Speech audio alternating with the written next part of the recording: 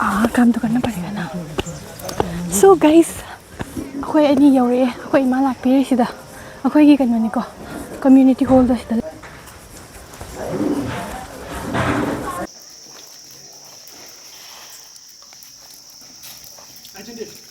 Me ma'am मित तक चंगे तवे वारी का सानबम खंगदेबो को नुसा नंगम साबने लांगने अदुना वीडियो को नमम खंगदेबो me ma'am Cina. Good morning everyone and welcome back to my channel again. Khurumjari kuzu jangwe namaste. So ngasi ki video se ai kena tawge ko nahan ai na mamang ki video da ai to kaino chani hai ki leikai ki thabak yaoba chani hai ki ko adu ki lesaline ayu ki pung 8 ma khai ta dore ko hojik se adu ka ngasi na ai to na chalwe ko ima si jani ko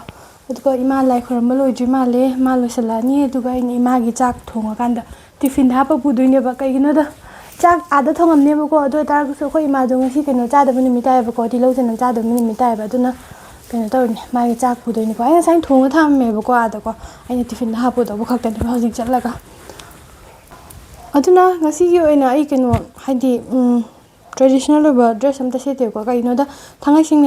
lai khoram bhai se khoina kena tawdom na tebo ko khoi thabak tawdo ne ko aduki ai do iruja ba loira kan da leiramine ba ko so mayam da kena mayeng hangge dawbani ko aina nahan muk mamang gi video da kala moite phone gi kanam da leike na hangwiro na habdo ai nahan sisen leire ba ko sise ado first time ngasi oina sina gi ko ai kaino chatpa kan do ko nuai ba nuai thapra yeng gi sise ai gi han gi amadu nuai tre ba ko pick pa gi ekta link thong sin do tam nuai te ba ko do na sise aina leibani so ngasi gi oina kaino taw gi ima gi tiffin hapo ki ge du klora ka horen chalam dai deng hala ge ko adu ko mamangi mamangi video da ingonda churpi aina ingonda message ka comment da hare ko ma'am do aina mamangi video da sai gi bani ko aidi Facebook keno da messenger da text to biro na du ko aidi aina bazar chalam dai no mo wali ngai dai hare ke du ko gp da ka piro na ko aduna mayam keno do ai gi Facebook ki keno do link to ai kano da description da hapam ge ko da changa kan da mayam na dum keno to su yani ko ingon da pau phobira su yani adu ko ada sum wari sanar si ko ngasi gi oina ai kaino chal khangau se lini ko samai na ko aduga chapala ma do ga loire ko ido horen thabak do do bani na haidi dress mi kaino sejal ga chat pada nuai ten na ko aduna clip mai marai ha ai nim de ne do ba jai de de ne mai de akhoi ni chat pi ri lambi da to go ga ne kal vaccine lagane aya to elam lai de so mayam nusa se am sari aduga khoi ni se lambi da jali ne ba ko ai si kai di kai jara bane ba ko smai chat pa se adu tar ko su chali ne aduga yam wali khoni ni yore se khara mathak ta ne ba ko chingoi bani na dum mathak makha dum lai nei da na ko aduna akhoi ma hai bulun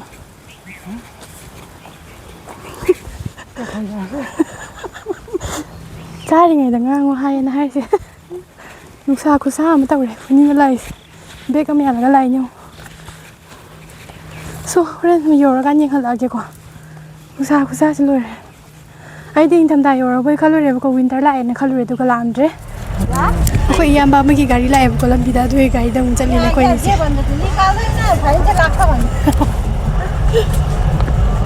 na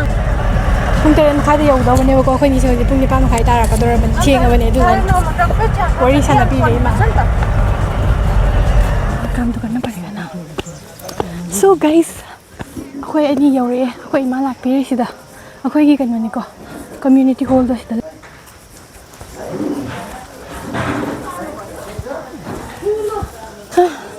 me ma'am मा Laramie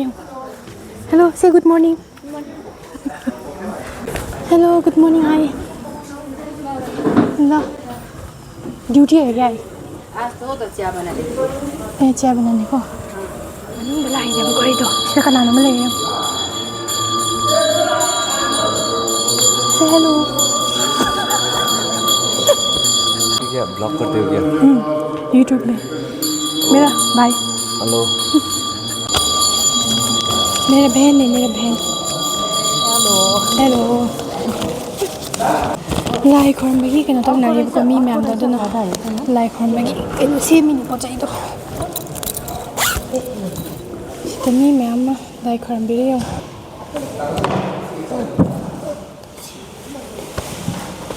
Akai community hall ne ko sida kena badminton ki tournament ko tawbani swaise. Duga mapana thabak to mi ma'am leramani. Subscribe to na hai ni ko aise ikai khangdaba mi sari pa swaise da. हाँ भाई आधी आधी पैसे भी हमको देना पड़ेगा बहन को दे दूंगी ना कितना मिलेगा आधी दे दूंगी ना 50% नेट पे चलता है काम करने देना देना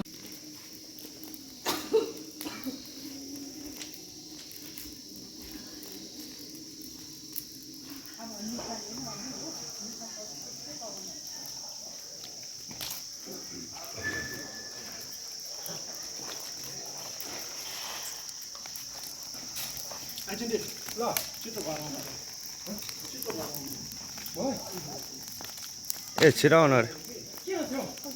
हो गया lai khormbal lorga khoi do se thola ga hinjang se mine bako do mi khana alu kana thongi to ka khara ma ti lau kana soiri go morok su ai chung sa dingjang se ma mine bako do myam ding hange ne video se na mine do ka khara ma na sida hangam mal li bako hangam ana wo thorok pagi hangam se haune ba do ngasi gi cha hinjang do kana to de bako sam te yaw de ba do na mana masing ngak ne bako hangam gumba alu gumba daskus gumba do hawai gumba do mai tawri ne ba nan ga di tan ho bane bako mo sida tan hora kana alu dam gumba kana to bane ba do ngasi di smai tawre mi ma'am do sida chak thong le ri ha da mi khara chak thongi machi aduga mi ma'am ma sida pha mi khara amna cha thai aduga khara amna wari sana re sai hello hello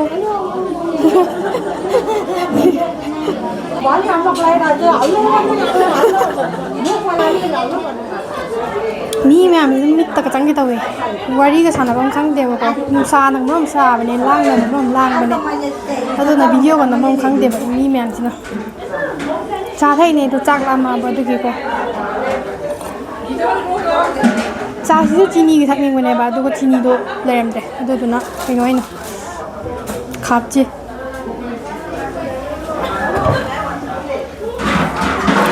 chak la me do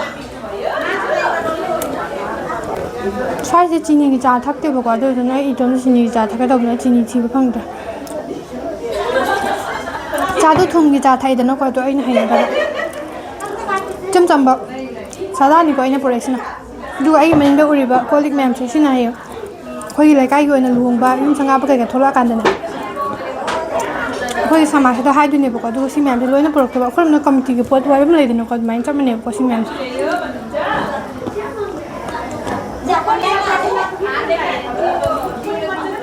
chak chabi ki matam yore mi myam chak charna re ko aduna hinjang sin ngasi gi hawai ma thonge du ka hangam ngoba ma du ka khamen asin ba du tilo ki ka myam ngor ka char se mam ga du ka alu ne 10 kus ngob ne du hawai kana to chambu thawai ngob to du ma gani ko ngasi di sa nga yaw da bani na smai no ni char ne ba adu ka mi chak chabi da mi ka nam ngai ne de ko du ma sam san dum chana bani na mi myam am chak chana ri da na ko akoi ma de ti kano chanam yaw bagi ma chak cha de ba kong sai yum de porak pu do ina cha kre ba du ka akoi kai na sia chari ne ba sa nga cha do ti lok chanam buk ti chai da na ko du ka akoi ma de kano su cha de ba ti lok chanam su cha de ba ko du na ne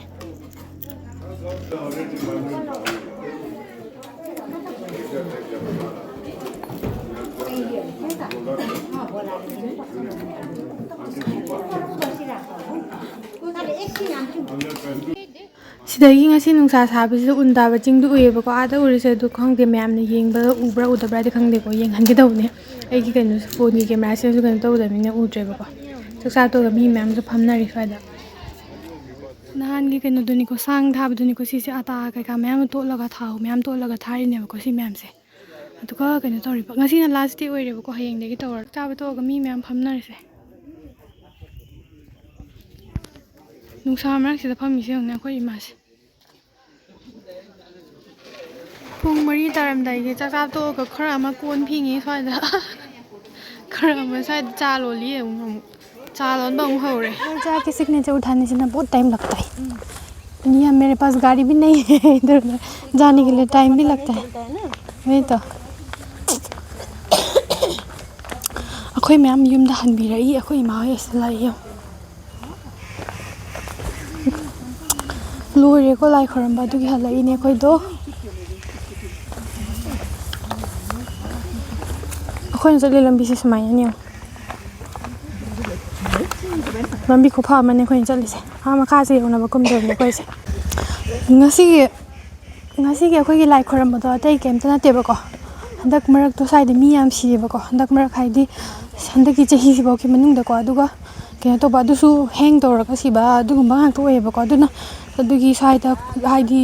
ꯂꯩꯗꯅ ꯂꯥꯏ ꯐꯠꯇꯕ ꯀꯩꯒꯨꯝꯕ ꯂꯩꯕ ꯃꯌꯥꯝꯗꯣ ꯑꯗꯨ ꯃꯌꯥꯝꯗꯣ ꯀꯧꯔꯀꯥꯟꯗ ꯍꯥꯏꯗꯤ ꯂꯥꯏ ꯈꯣꯏꯔꯝꯕꯒꯤꯅꯦꯕꯀꯣ ꯂꯩꯀꯥꯏꯒꯤ ꯑꯐꯕ ꯑꯣꯏꯁꯅꯨ ꯑꯗꯨ ꯇꯧꯁꯅꯨ ꯍꯥꯏꯅꯀꯣ ꯑꯗꯨꯅ ꯃꯣꯏ ꯀꯩꯅꯣꯗꯣ ꯅꯦꯄꯥꯜꯗꯒꯤ ꯑꯣꯏꯔ ꯃꯥꯜꯂꯦꯕꯀꯣ ꯃꯣꯏ ꯀꯩꯅꯣ ꯂꯥꯛꯏꯗꯣ ꯂꯥꯃꯥ ꯂꯥꯛꯏꯗꯣ ꯂꯥꯃꯥ ꯍꯥꯏꯗꯤ ꯕꯨꯙꯤꯁꯀꯤ ꯃꯑꯣꯡꯗꯀꯣ ꯑꯗꯨ ꯂꯥꯛꯑꯒ ꯃꯣꯏ ꯂꯥꯏ ꯈꯣꯏꯔꯝꯕꯅꯦꯕ ꯑꯗꯨꯒꯤ ꯂꯥꯏ ꯈꯣꯏꯔꯝꯕ ꯃꯤ ꯃꯌꯥꯝꯗꯣ ꯑꯗꯨꯒꯤ ꯍꯥꯏꯗꯤ ꯑꯇꯣꯞꯄ ꯂꯝꯗꯒꯤꯁꯨ ꯂꯥꯛꯏꯗꯅꯀꯣ ꯑꯗꯨꯒꯤ ꯆꯥꯅ ꯊꯛꯅꯕ ꯃꯌꯥꯝ ꯑꯃꯁꯨ ꯇꯧꯕ ꯑꯗꯨꯒ ꯂꯩꯀꯥꯏꯒꯤ ꯃꯤꯅ ꯁꯤꯟꯕꯅꯤꯅ ꯂꯩꯀꯥꯏꯒꯤ ꯃꯤꯈꯩꯁꯨ ꯂꯣꯏꯅ ꯆꯠꯂꯀꯥꯟꯗ ꯆꯥꯛ ꯊꯣꯡꯕ ꯀꯣꯟ ꯐꯦꯡꯕ ꯂꯣꯏꯅ ꯇꯧꯔꯤꯅꯦꯕꯀꯣ ꯑꯗꯨꯒ ꯑꯩꯅ ꯁꯤꯗ ꯍꯦꯛ ꯂꯥꯛꯄꯗꯒꯤꯅꯦꯀꯣ ꯃꯣꯏ ꯁ꯭ꯋꯥꯏꯒꯤ ꯌꯥꯝꯅ ꯀꯩꯅꯣ ꯇꯧꯕꯁꯦ ꯍꯥꯏꯗꯤ ꯌꯥꯝ ꯐꯖꯕ ꯑꯃ ꯊꯦꯡꯅꯕꯁꯦꯀꯣ ꯃꯣꯏ ꯁ꯭ꯋꯥꯏꯒꯤ ꯁꯃꯥꯖꯀꯤ ꯆꯠꯅꯕꯤꯁꯦ ꯌꯥꯝ ꯅꯨꯡꯉꯥꯏꯕꯀꯣ ꯍꯌꯦꯡ ꯑꯩꯈꯣꯏꯔꯣꯝꯗꯁꯨ ꯇꯧꯗꯤ ꯇꯧꯅꯤꯀꯣ ꯍꯥꯏꯗꯤ ꯃꯤꯒꯤ ꯊꯧꯗꯣꯛ ꯋꯥꯊꯣꯛ ꯑꯃ ꯊꯣꯛꯄꯗ ꯂꯩꯀꯥꯏꯒꯤ ꯃꯤꯕꯨꯗꯤ ꯆꯠꯅꯩ ꯑꯗꯨ ꯑꯣꯏꯇꯥꯔꯒꯁꯨ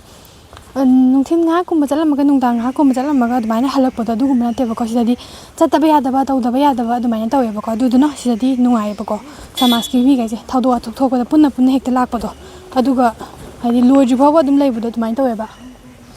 ꯊꯧꯗꯣꯛ ꯋꯥꯊꯣꯛ ꯑꯃ ꯊꯣꯛꯂꯛꯄ ꯀꯥꯟꯗꯅꯦꯀꯣ ꯃꯣꯏ ꯁ꯭ꯋꯥꯏꯒꯤ ꯅꯨꯄꯥꯈꯩꯁꯦꯀꯣ ꯀꯩꯅꯣ ꯇꯧꯋꯦꯕꯀꯣ ꯍꯥꯏꯗꯤ ꯅꯨꯄꯥ ꯅꯨꯄꯤ ꯈꯥꯏꯗꯕꯤꯗ ꯊꯕꯛ ꯍꯦꯛꯇ ꯄꯪꯇꯧ ꯇꯧꯁꯜꯂꯦꯕ ꯑꯗꯩ ꯑꯩꯈꯣꯏꯔꯣꯝꯗ ꯂꯩꯗꯅ ꯊꯕꯛ ꯑꯃ ꯊꯣꯛꯑꯀꯥꯟꯗ ꯃꯤꯈꯩꯅ ꯑꯁ ꯏꯕꯦꯝꯃ ꯀꯩꯅꯣ ꯇꯧꯔꯣ ꯍꯥꯏꯗꯤ ꯏꯆꯥꯅꯨꯄꯤ ꯃꯤ ꯂꯥꯛꯑꯦ ꯆꯥ ꯄꯤꯔꯨꯆꯣ ꯀꯥꯏꯅ ꯍꯥꯏꯅꯗ꯭ꯔꯅꯦ ꯑꯗꯨꯃꯥꯏꯅꯀꯣ ꯑꯗꯨ ꯅꯠꯇꯕꯗ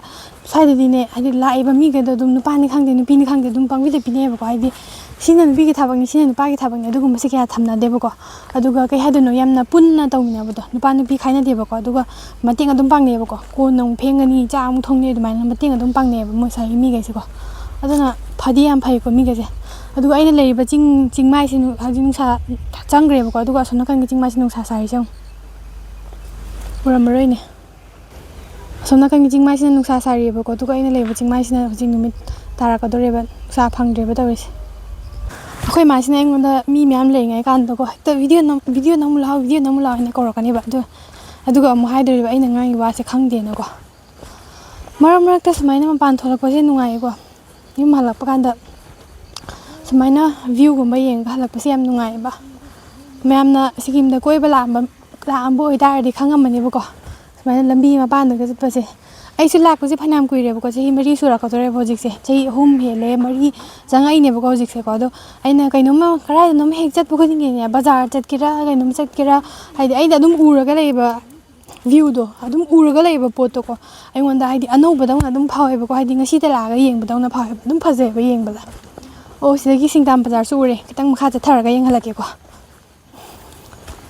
ꯃꯤꯒꯤ ꯂꯨꯍꯣꯡꯕꯒꯨꯝꯕ ꯀꯩꯀꯥ ꯇꯧꯕꯗꯣ ꯑꯗꯨꯗ ꯁꯨꯃꯥꯡꯒꯨꯝꯕ ꯂꯩꯇ ꯇꯥꯔꯒꯗꯤ ꯍꯧꯖꯤꯛ ꯑꯩꯈꯣꯏꯅ ꯆꯠꯂꯨꯕ ꯃꯐꯝꯗꯣ ꯑꯗꯨ ꯂꯣꯏꯅ ꯍꯣꯡꯉꯦꯕꯀꯣ ꯂꯨꯍꯣꯡꯕꯁꯦ ꯋꯥꯎ ꯁꯤꯗꯒꯤ ꯌꯦꯡꯕꯗ ꯌꯥꯝ ꯐꯖꯩ ꯌꯦꯡꯍꯜꯂꯛꯀꯦ ꯉꯥꯏꯈꯣꯀꯣ ꯃꯈꯥꯗ ꯎꯔꯤꯁꯤ ꯌꯦꯡꯉꯨꯅꯦ ꯁꯤ ꯃꯈꯥꯗ ꯎꯔꯤꯁꯦ ꯁꯤꯁꯦ ꯁꯤꯡꯗꯥꯝ ꯕꯖꯥꯔꯅꯦꯕꯀꯣ ꯁꯤꯗꯒꯤ ꯎꯔꯦ ꯌꯦꯡꯉꯨ ꯆꯤꯡꯒꯁꯦ ꯀꯩꯅꯣ ꯇꯧꯔꯤꯁꯦ ꯑꯩꯒꯤ ꯌꯨꯝꯗꯒꯤ ꯎꯏꯑꯕ ꯑꯗꯨ ꯑꯣꯏꯇꯥꯔꯁꯨ ꯁꯨꯃꯥꯏꯅ ꯕꯤꯜꯗꯤꯡ ꯁꯦꯡꯅ ꯎꯗꯦꯕꯀꯣ ꯁꯤꯗꯒꯤꯗꯤ ꯌꯥꯝ ꯁꯦꯡꯅ ꯎꯏ ꯐꯖꯩ ꯁꯨꯃꯥꯏꯅ ꯅꯨꯃꯤꯠ ꯈꯨꯗꯤꯡꯒꯤ ꯌꯦꯡꯕꯁꯦ ꯑꯩꯈꯣꯏꯒꯤ ꯑꯣꯐꯤꯁꯀꯤ ꯆꯦ ꯆꯥꯡ ꯂꯧꯐꯝꯁꯤꯗ ꯂꯩꯔꯦ ꯄꯟꯆꯥꯌꯦꯠ ꯑꯣꯐꯤꯁꯁꯤꯗ ꯂꯩꯔꯦꯗꯣ ꯌꯥꯝ ꯂꯥꯞꯅ ꯆꯠꯇ꯭ꯔꯁꯨ ꯌꯥꯏꯑꯕꯀꯣ ꯃꯦꯝꯕꯔ ꯃꯌꯥꯝ ꯂꯥꯛꯑꯦꯕꯀꯣ ꯑꯗꯨꯒ ꯁꯤꯒꯤ ꯃꯊꯛꯇ ꯌꯦꯜꯂꯣ ꯃꯆꯨ ꯕꯤꯜꯗꯤꯡ ꯑꯃ ꯎꯔꯤꯁꯦ ꯁꯤꯁꯤꯅ PHC ꯄ꯭ꯔꯥꯏꯃꯥꯔꯤ ꯍꯦꯜꯊ ꯁꯦꯟꯇꯔꯅꯦꯕꯀꯣ ꯑꯗꯨꯅ ꯑꯩꯅ ꯂꯩꯔꯤꯕ ꯌꯨꯝꯒꯤ ꯖꯒꯥꯁꯤꯗꯅꯦ ꯄꯨꯂꯤꯁ ꯑꯥꯎꯠꯄꯣꯁꯁꯨ ꯂꯩꯔꯦ ꯑꯗꯨꯒ ꯄꯟꯆꯥꯌꯦꯠ ꯑꯣꯐꯤꯁꯁꯨ ꯂꯩꯔꯦ ꯑꯗꯨꯒ PHCꯁꯨ ꯂꯩꯔꯦꯕꯀꯣ ꯑꯗꯨꯅ ꯑꯩꯒꯤ ꯁꯕꯁꯀ꯭ꯔꯥꯏꯕꯔ ꯑꯃ ꯂꯩꯔꯦꯗꯣ ꯁꯤꯗ ꯑꯩꯈꯣꯏ ꯏꯌꯥꯝꯕꯒꯤ ꯀꯩꯅꯣꯅꯦ ꯅꯨꯄꯤ ꯏꯆꯦꯅꯦꯕꯀꯣ ꯍꯦꯜꯂꯣ गाडी आला आहे गाडी हेलो बोला हेलो स्कुल छुट्टी बाय बाय वरी साना हꯟꯕꯤꯔꯛꯑꯦ ꯑꯗꯨꯒ ꯑꯩꯈꯣꯏ ꯑꯅꯤ ꯌꯥꯝ ꯀꯟꯅꯗꯤ ꯂꯥꯞꯄ ꯅꯠꯇꯦꯕꯀꯣ ꯌꯦꯡꯉꯗꯤ ꯅꯛꯄ ꯆꯠꯂꯗꯤ ꯂꯥꯞꯄ ꯆꯤꯡ ꯑꯣꯏꯕꯅꯤꯅ ꯀꯣꯏꯔ ꯆꯠꯄꯒꯤꯀꯣ ꯑꯗꯨꯒ ꯑꯩꯈꯣꯏ ꯌꯨꯝ ꯑꯁꯤꯗ ꯂꯩꯔꯦ ꯇꯨꯋꯥꯗ ꯕ꯭ꯔꯥꯎꯟ ꯃꯆꯨꯒꯤ ꯌꯨꯝ ꯑꯃ ꯂꯩꯔꯤꯁꯦ ꯑꯩꯈꯣꯏꯒꯤ ꯌꯨꯝꯅꯦ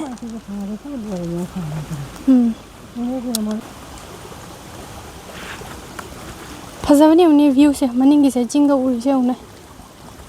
ꯅꯨꯡꯁꯥ ꯈꯔ ꯀꯩꯅꯣ ꯇꯧꯕꯁꯤꯗ ꯌꯩꯁꯟꯕꯁꯤꯗꯀꯣ ꯌꯦꯡꯕ ꯑꯃꯨꯛ ꯍꯦꯟꯅ ꯐꯖꯕ ꯋꯥꯟꯗ ꯌꯧꯔꯦ ꯑꯩꯈꯣꯏꯒꯤ ꯌꯨꯝ ꯌꯧꯔꯦ ꯁꯤꯗ ꯑꯩꯈꯣꯏꯒꯤ ꯁꯥꯕ ꯂꯣꯏꯁꯟꯗꯕ ꯌꯨꯝꯗꯣ ꯑꯃꯈꯛꯇꯪ ꯁꯥꯕꯗ ꯉꯥꯏꯔꯤꯑꯕꯀꯣ ꯑꯗꯨꯒ ꯃꯈꯥꯒꯤꯁꯨ ꯂꯣꯏꯁꯟꯗꯕꯒꯤ ꯌꯨꯝ ꯌꯧꯔꯛꯄꯁꯦ ꯈꯔ ꯒ꯭ꯌꯥꯟ ꯑꯃ ꯇꯥꯕ ꯍꯥꯏꯇꯥꯔꯦ ꯈꯔ ꯑꯗꯨꯝ ꯆꯠꯂꯨ ꯇꯥꯔꯒꯁꯨ ꯏꯁꯥꯒꯤ ꯌꯨꯝꯗ ꯂꯥꯛꯑꯀꯥꯟꯗ ꯑꯗꯨꯝ ꯅꯨꯡꯉꯥꯏꯕ ꯑꯃ ꯐꯥꯎꯋꯤꯗꯅꯀꯣ ꯑꯗꯨꯃꯥꯏꯅ ꯐꯥꯎꯋꯦꯕꯀꯣ ꯑꯗꯨꯅ ꯏꯃꯥ ꯑꯩꯈꯣꯏꯅꯤꯗꯤ ꯍꯜꯂꯛꯑꯦꯕꯀꯣ ꯑꯗꯨ ꯃꯣꯏ ꯃꯌꯥꯝ ꯑꯃ ꯀꯩꯅꯣ ꯇꯧꯍꯧꯔꯤꯕꯀꯣ ꯍꯥꯏꯗꯤ ꯆꯥ ꯂꯣꯜꯂꯒ ꯑꯃꯨꯛ ꯊꯛꯄꯅꯦꯅ ꯇꯧꯍꯧꯔꯤ ꯃꯣꯏ ꯃꯌꯥꯝ ꯑꯗꯨꯒ ꯑꯃꯨꯛ ꯆꯥꯛ ꯏꯟꯁꯥꯡ ꯂꯦꯝꯕ ꯃꯌꯥꯝꯗꯣ ꯑꯗꯨ ꯂꯣꯏꯅꯕ ꯀꯩꯅꯣ ꯇꯧꯅꯦꯅ ꯇꯧꯍꯧꯔꯤꯕ ꯑꯗꯨꯒ ꯊꯦꯡꯉꯦꯗꯅꯀꯣ ꯑꯩꯈꯣꯏꯅꯤ ꯏꯃꯥ ꯑꯩꯈꯣꯏꯅꯤꯇꯪ ꯌꯨꯝꯗ ꯂꯩꯕꯅꯤꯅ ꯑꯗꯨꯒ ꯑꯩ ꯅꯨꯄꯥ ꯂꯩꯔꯝ ꯇꯥꯔꯒꯗꯤ ꯅꯨꯡꯗꯥꯡꯐꯥꯎ ꯑꯗꯨꯝ ꯂꯩꯔꯁꯨ ꯌꯥꯕꯅꯦꯕꯀꯣ ꯑꯗꯨꯅ ꯏꯃꯥ ꯑꯩꯈꯣꯏꯅꯤꯗꯣ ꯍꯜꯂꯛꯑꯦ ꯃꯣꯏ ꯃꯌꯥꯝ ꯊꯕꯛ ꯇꯧꯍꯧꯔꯤꯕꯀꯣ ꯑꯗꯨꯅ ꯁꯨꯃꯥꯏꯅ ꯁꯃꯥꯖꯀꯤ ꯃꯔꯛ ꯃꯔꯛꯇ ꯁꯨꯃꯥꯏꯅ ꯊꯕꯛ ꯊꯣꯛꯂꯛꯄꯁꯦ ꯑꯩꯈꯣꯏ ꯆꯠꯇꯕ ꯌꯥꯗꯦꯕꯀꯣ ꯑꯗꯨꯅꯅꯦ ꯑꯗꯨꯒ ꯉꯁꯤꯅ ꯂꯥꯏ ꯈꯣꯏꯔꯝꯕꯒꯤ ꯂꯩꯔꯦꯗꯅꯀꯣ ꯑꯗꯨꯒ ꯅꯨꯃꯤꯠ ꯅꯤꯅꯤ ꯍꯨꯝꯅꯤ ꯂꯩꯔꯒ ꯍꯥꯏꯗꯤ ꯍꯞꯇꯥ ꯑꯃ ꯐꯥꯎꯒꯤ ꯃꯅꯨꯡꯗꯗꯤꯀꯣ ꯏꯃꯥ ꯑꯩꯈꯣꯏꯅꯤ ꯑꯃꯨꯛ ꯀꯩꯅꯣ ꯆꯠꯅꯦꯕꯀꯣ ꯁꯝꯗꯨꯞꯆꯦꯅ ꯀꯩꯅꯣ ꯂꯩꯌꯦꯕꯀꯣ ꯁꯤꯗ ꯇꯨꯔꯤꯁ ꯁ꯭ꯄꯣꯠ ꯑꯃ ꯂꯩꯌꯦꯕꯀꯣ ꯑꯗꯨꯒꯤꯗꯨꯗ ꯃꯣꯏ ꯂꯥꯏ ꯈꯣꯏꯔꯝꯕ ꯍꯧꯔꯦꯅ ꯍꯥꯏꯕ ꯑꯗꯨꯒꯤ ꯏꯃꯥ ꯑꯩꯈꯣꯏꯅ ꯆꯠꯅꯦꯕꯀꯣ ꯑꯗꯨ ꯆꯠꯄ ꯀꯥꯟꯗꯁꯨ ꯑꯃꯨꯛ ꯀꯃꯥꯏꯅ ꯇꯧꯒꯦ ꯑꯃꯨꯛ ꯌꯦꯡꯍꯜꯂꯛꯀꯦ ꯑꯗꯨꯗꯒꯤꯁꯨ ꯚ꯭ꯌꯨ ꯌꯥꯝ ꯐꯖꯕꯅꯦꯕꯀꯣ ꯅꯥꯝꯆꯤꯗꯅꯤꯗꯅꯀꯣ ꯑꯗꯨꯅ ꯌꯥꯝ ꯐꯖꯕꯅꯦ ꯑꯗꯨꯗꯒꯤꯁꯨ ꯌꯦꯡꯍꯜꯂꯛꯀꯦ ꯁꯣ ꯑꯗꯨꯅ ꯃꯌꯥꯝꯅ ꯑꯩꯉꯣꯟꯗ ꯅꯍꯥꯟꯒꯤ ꯀꯩꯅꯣ ꯁꯨꯔꯄꯤ ꯍꯪꯕꯤꯔꯛꯄꯗꯣ ꯑꯩꯅ ꯉꯁꯥꯏ ꯑꯌꯨꯛꯇ ꯍꯥꯏꯈꯤꯕꯗꯣꯀꯣ ꯆꯞ ꯃꯥꯟꯅꯩꯕꯀꯣ ꯑꯩꯉꯣꯟꯗ ꯀꯩꯅꯣꯗ ꯐꯦꯁꯕꯨꯛꯇ ꯑꯗꯨꯝ ꯃꯦꯁꯦꯟꯖꯔꯗ ꯑꯗꯨꯝ ꯇꯦꯛꯁ ꯇꯧꯕꯤꯔꯛꯑꯣ ꯑꯗꯨꯒ ꯂꯤꯡꯛꯇꯣ ꯑꯩ ꯗꯤꯁꯀ꯭ꯔꯤꯞꯁꯟꯗ ꯍꯥꯞꯄꯝꯒꯦꯕ ꯅꯣꯡꯃ ꯋꯥꯠꯂꯤꯉꯩꯗ ꯍꯌꯦꯡ ꯕꯖꯥꯔ ꯆꯠꯅꯤ ꯍꯥꯏ ꯇꯥꯔꯗꯤ ꯑꯩ ꯉꯁꯤꯒꯨꯝꯕ ꯍꯥꯏꯔꯛꯀꯦꯕꯀꯣ ꯑꯗꯨꯒ ꯑꯗꯨꯝ ꯖꯤꯄꯦꯒꯤ QR ꯀꯣꯗ ꯊꯥꯔꯛꯀꯦ ꯑꯗꯨꯅ ꯃꯌꯥꯝꯅ ꯑꯗꯨꯝ ꯀꯥꯞꯄꯛꯑꯣ ꯑꯗꯨꯗꯨꯒ ꯑꯩ ꯑꯗꯨꯝ ꯂꯩꯔꯒ ꯊꯥꯕꯤꯔꯛꯀꯦꯀꯣ ꯑꯗꯣ ꯍꯧꯖꯤꯛꯐꯥꯎꯒꯤ ꯑꯣꯏꯅꯗꯤ ꯑꯩ ꯊꯥꯔꯛꯄꯗꯤ ꯁꯪꯈꯤꯗꯧ ꯃꯥꯟꯗꯦꯀꯣ ꯁꯣ ꯑꯥꯐꯇꯔ 25 ꯍꯟꯗꯛꯀꯤ 25 ꯃꯇꯨꯡꯗ ꯊꯥꯔꯛꯀꯦꯕꯀꯣ ꯑꯗꯨꯅ ꯃꯌꯥꯝꯅ ꯈꯔꯗꯤ ꯉꯥꯏ ꯇꯥꯔꯦꯀꯣ ꯑꯗꯨꯒ ꯍꯣꯏ ꯇꯦꯁ ꯀꯩꯀꯥ ꯇꯧꯅꯤꯡꯉꯦ ꯈꯣꯠꯂꯦ ꯍꯥꯏꯔꯛꯄꯗꯣ ꯑꯗꯨꯁꯨ ꯑꯗꯨꯝ ꯇꯧꯕ ꯌꯥꯅꯦꯕꯀꯣ ꯊꯥꯔꯛꯀꯦ ꯑꯗꯨꯅ ꯃꯌꯥꯝ ꯉꯁꯤꯒꯤ ꯚꯤꯗꯤꯑꯣꯁꯦ ꯁ꯭ꯋꯥꯏꯗ ꯂꯣꯏꯁꯤꯜꯂꯁꯤꯀꯣ ꯑꯗꯨꯒ ꯃꯌꯥꯝꯅ ꯌꯦꯡꯕ ꯅꯨꯡꯉꯥꯏ ꯇꯥꯔꯒꯗꯤ ꯍꯥꯟꯅꯒꯤ ꯑꯗꯨꯃꯥꯏꯅ ꯂꯥꯏꯛ ꯁꯦꯌꯔ ꯑꯦꯟ ꯁꯕꯁꯀ꯭ꯔꯥꯏꯕ ꯇꯧꯕꯤꯔꯝꯃꯣ ꯑꯗꯨꯒ ꯍꯪꯅꯤꯡꯕ ꯀꯣꯏꯁꯟ ꯃꯌꯥꯝ ꯂꯩ ꯇꯥꯔꯒꯁꯨ ꯑꯗꯨꯝ ꯀꯣꯃꯦꯟ ꯁꯦꯛꯁꯟꯗ ꯑꯗꯨꯝ ꯍꯪꯕꯤꯔꯝꯃꯨꯀꯣ ꯑꯩ ꯌꯥꯔꯤꯈꯩꯗꯤ ꯔꯤꯄ꯭ꯂꯥꯏ ꯑꯗꯨꯝ ꯇꯧꯖꯔꯛꯀꯦ ꯑꯗꯨꯅ ꯃꯌꯥꯝ ꯚꯤꯗꯤꯑꯣ ꯌꯦꯡꯕꯤꯕꯒꯤꯗꯃꯛꯇꯁꯨ ꯊꯥꯒꯠꯆꯔꯤ ꯁꯣ ꯉꯁꯤꯒꯤ ꯑꯣꯏꯅꯗꯤ ꯕꯥꯏ ꯕꯥꯏ